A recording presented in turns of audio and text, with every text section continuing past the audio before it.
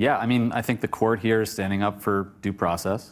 Donald Trump doesn't like it. But that's not going to stop them from pulling all the most creative levers they can think of to repel what I think they rightfully believe has been an invasion. Your view is that bad dudes could be sent to a foreign prison?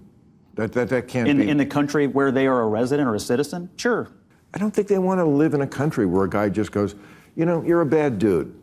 You go to torture chamber. So political commentator Scott Jennings was on the Real Time with Bill Maher, and they had great conversations. I really did enjoy that show. That particular episode, absolutely enjoyed it. And I will say that I like Scott Jennings and his work at CNN. When I see him go back and forth with all those Democrats and the liberals and the way he just dismantles their arguments, it's just amazing to watch. Now, I'm not going to say that I agree with him on everything. I do not. Some things I disagree with him on. But the things that I agree with him on, he's doing a very good job on those. But during this conversation with Bill Maher, they started talking about the Constitution and how Trump and his administration are going about deporting all these illegal criminals, right? Sending them to El Salvador, even though some of them are not from El Salvador. And the pushback that Trump is getting from the Supreme Court, right?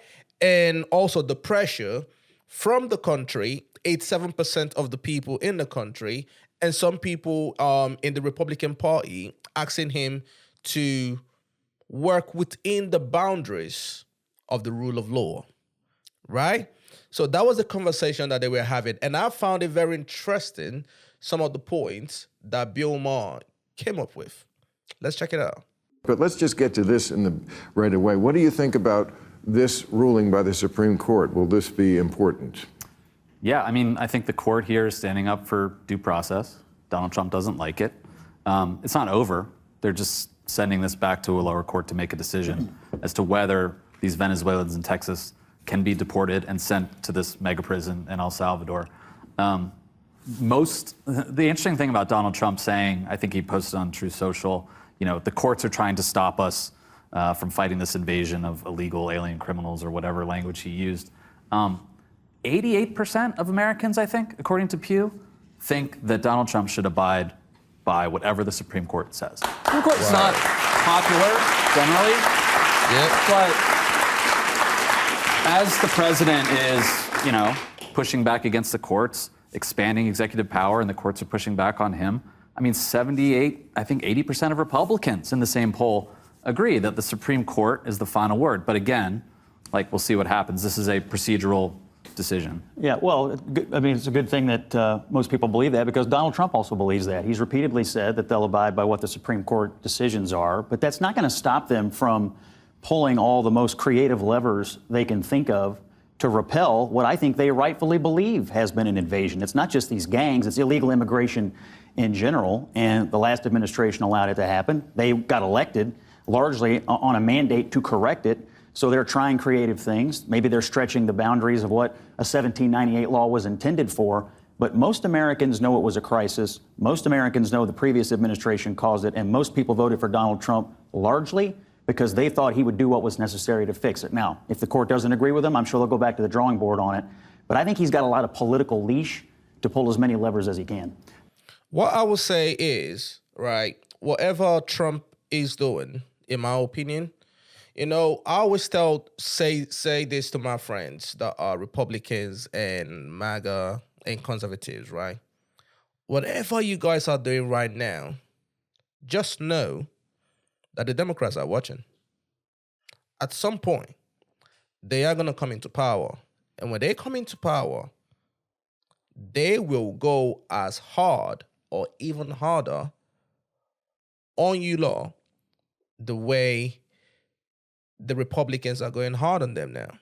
You know what I mean? Because if you look at the last 4 years before Trump came into power, the reason why the climate is the way the climate is right now is because the Democrats created it. And Republicans couldn't wait to get in power. And now they are in power. Be careful that you don't go to the extreme. Because when you do, when a Democrat comes into power that is radical the way Trump is, they are going to do the same thing. The curious dynamic that's going on, I think, is that they're trying to have it both ways, claiming there's an invasion, pushing the courts. What the Trump White House is doing, using all of the levers of the federal government, is working. I mean, Joe Biden's policies at the border were a disaster. Democrats need to admit that. At February 2023, I think there were 225,000 apprehensions at the border. In March of this year, there were 7,000. So, like, fentanyl deaths are down in this country. Violent crime is coming down. So, like, it's working. They're arresting and deporting 65,000 people so far. So, like, the invasion is being stopped, but Trump is still saying we need the courts to push back the invasion. But it's the people who already are here. Take the Abrego Garcia character that we sent back to El Salvador. He has been in the country, or was in the country, for 14 years. He came in 2011, and it's 2025. And there's plenty of evidence that he was a pretty bad dude. And most people are looking at this saying, how did he come in and stay here for this long? Why shouldn't we be trying to pull levers to get people like that out of the country? So The fact that this individual has been in the country since 2011 and it's 2025, right? That is so problematic, or rather problematic, right? That shows you that the system is broken, the system is weak. You get what I mean? And it needs to be fixed. Absolutely. Because in my opinion, if you come into the country illegally from the jump, you have already broken the law and you should be deported. You definitely should be deported. But the problem is, you know, obviously Trump and his people are running into a blockade from the Supreme Court. So they have to find a way to make it work. But whether the illegal immigrants should be deported, absolutely. your view is that bad dudes could be sent to a foreign prison? That can't be... In the country where they are a resident or a citizen? Sure. Okay, but he's from El but that's not what the Constitution says. I mean, our friend Byron Donalds, who has been on the show before this week, said due process is reserved for American citizens. But that is not what the Constitution says. Yeah, I mean, maybe it should, but that's not what we're talking about. We're saying, what does it say?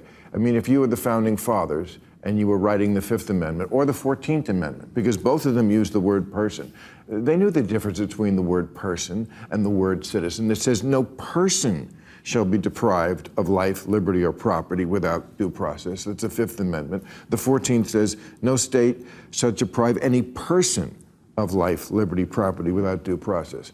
So isn't it clear? I mean, you talk about creative means, but creative can just kind of morph right into, we're just going to do whatever I want. And I don't think, as you said, those polling numbers, even among Republicans, I don't think they want to live in a country where a guy just goes, you know, you're a bad dude. You go to torture chamber. Well, Great point. Great point. Great point. You know, I do, for the first time in a long time, I agree with Bill on this.